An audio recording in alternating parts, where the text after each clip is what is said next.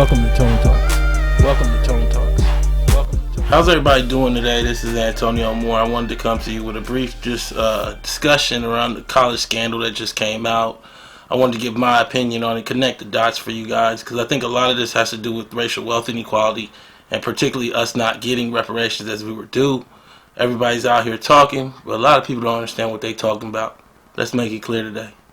So there was a college scandal, admission scandal that came out. You know, the lady from Full House, Aunt Becky, and a lady from Desperate Housewives, and along with several other people, essentially were paying to play to get their kids into schools from USC to Yale to Wake Forest, and they were essentially doing little trickeries around things. You know, I've covered this before. I covered this in Louisville at the philanthropic redlining forum that we had down there.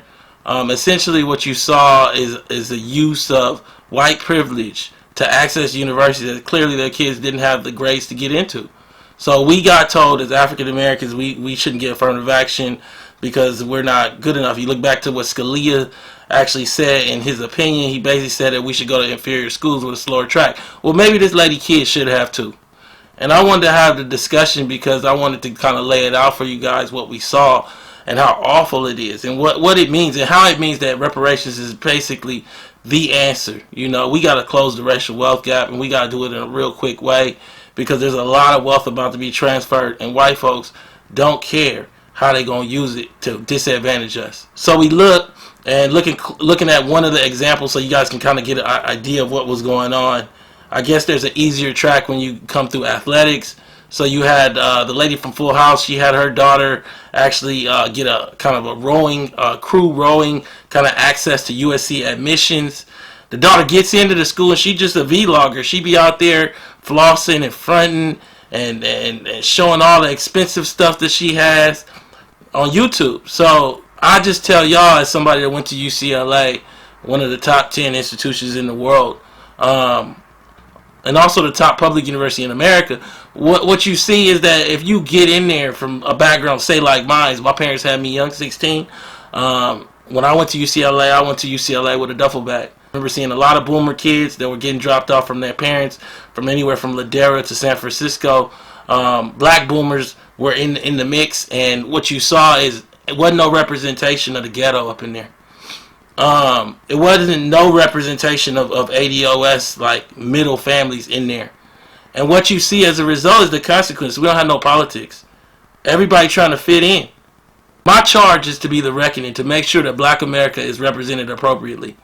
And right now that's not the case. And what you see is that this woman and her child, Olivia Jade is her child, the Aunt Becky from Full House, they playing. They got us out here scrambling and scraping and driving Uber, and they out here playing. You know, essentially she paid over $500,000 for her daughters to go to USC.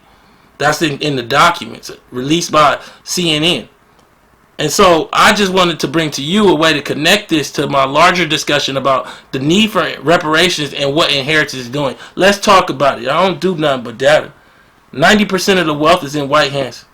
Black America has less than 2.6% of the wealth, and I believe it's lower now. The bottom half of the race is worth less than $1. To be in the top 5% of black families, all you need is $350,000. Hard. That's a house worth $300,000, another $25,000 in retirement, and $25,000 in the account. You in the top 5% of black families. Nearly all of those families, 700,000 of them, because there's 20 million black families, are pretty much boomers. Retirees where their kids are basically 35, 40. They're not 40-year-old people. Understand, to be a black family that's worth a gross $1 million, there's only 340,000 of you guys. We're talking about a scheme, a pay-to-play scheme, where the lowest family did 200,000 and the highest family did 6 million. Basically, I just gave you the numbers on black folks. That means black folks can't do that. Come on.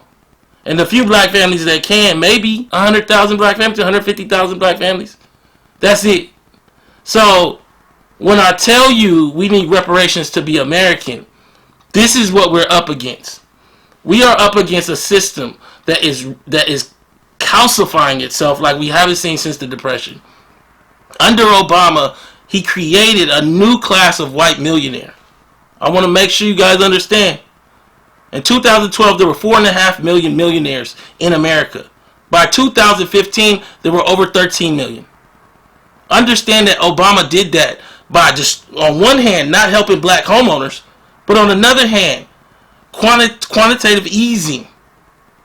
What he did with the stock market, it created a whole new wealth class of white millionaires. And that's what you're up against. And now what you see is a transfer of wealth between the boomers that made all this money and their millennial children. New article came out. I covered it last show. The new 30-something. Part of the reason I don't have a family right now is the consequence of slavery mixed with 16-year-old parents that don't know they pops. I'm telling you, I'm living it. You know, a lot of other people have my situation or even worse. And they signed up for a family and they can't afford it. I feel y'all pain. I don't know how y'all thought the math was going to be all right. You had the young woman that took her kid to Spelman, got down to Spelman, she has student loans. The mama has student loans. The reality is that we in a position where black folks are locked out of America and think that they're American. This situation, this scandal, what it exposes is the lengths to which white America is willing to go to lock in its position. That child, Olivia Jade, she must not have been qualified. She must not have been qualified to get into USC. All the privileges, all the advantages, the rich parents, and you still got to get this cheap help. Let's talk about it. What kind of sentence are they going to give this mama? This mama deserves to get 5 years at minimum, federal. We talk about the coaches with the bribery. They facing years federal.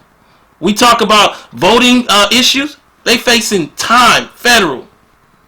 I'm talking about when the black women supposedly cheated while voting. But somehow, watch this. They're going to try to get this woman probation. Oh, she's a mother. These mothers didn't know any better. I don't know what they're going to do with the schools. Everybody going to say they didn't know.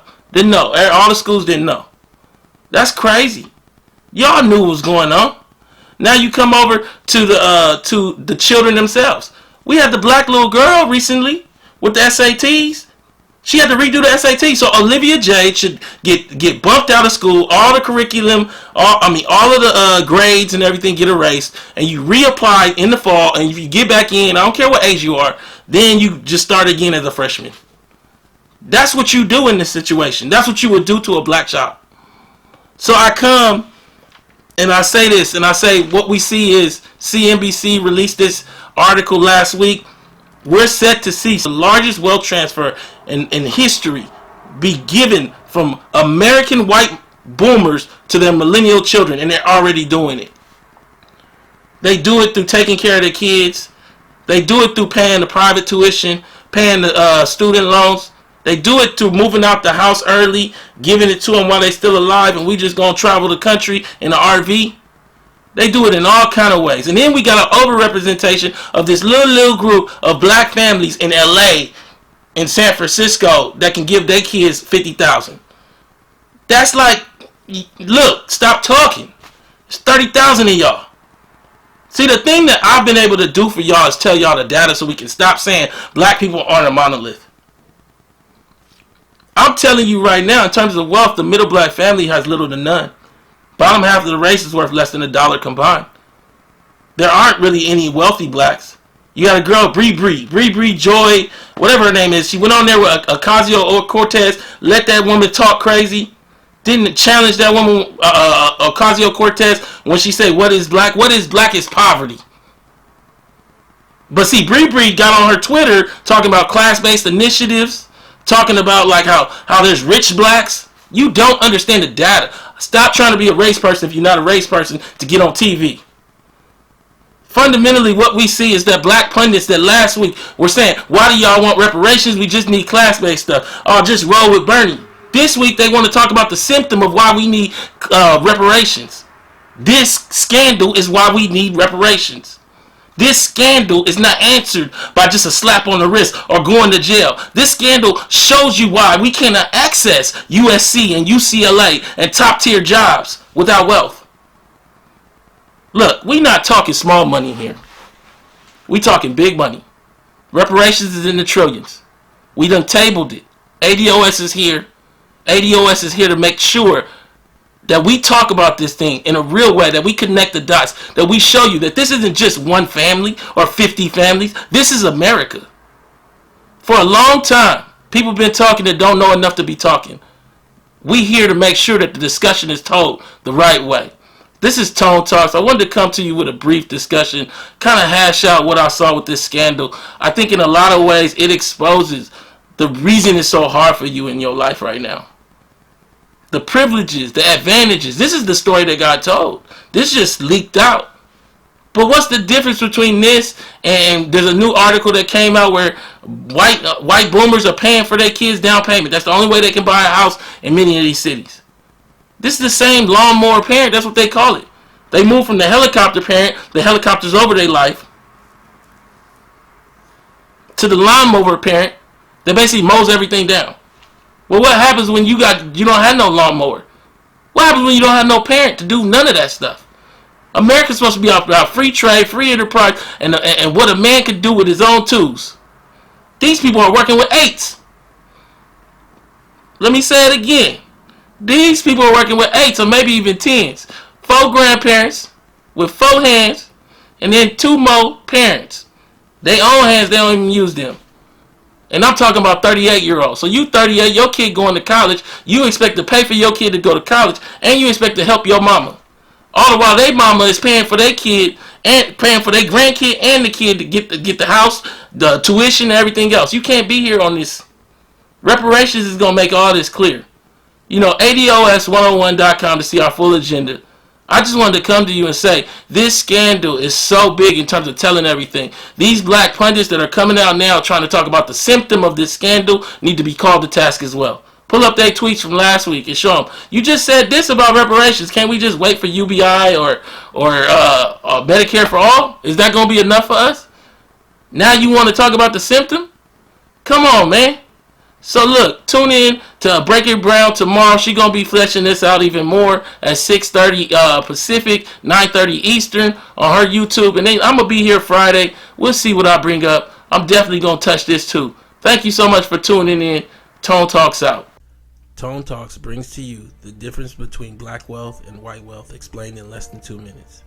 In America, we think that we understand race, wealth, and how the two intertwine.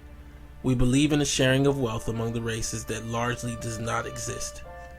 The truth is, by the data, there are really hardly any blacks that are millionaires in the United States, and whites largely own almost all of the personal wealth in the country. According to demos.org, white America owns 90% of the national wealth, with the top 50% of white families holding 88% of all of America's personal wealth in their bank accounts. Despite having billionaire Oprah Winfrey, of the 14 million black families, less than a few 100,000 of these households are worth more than $1 million, and that number is shrinking. While at the same time, over 8.5 million white families are worth more than $1 million. Adding to this, almost all of the 540 American billionaires are white as well. In fact, according to a report by Credit Suisse, to be in the top 5% of black families, you only need to be worth $356,000, including your house. All while just the top few hundred white American families are worth more than all of black America combined. Subscribe to learn more at tonetalks.org.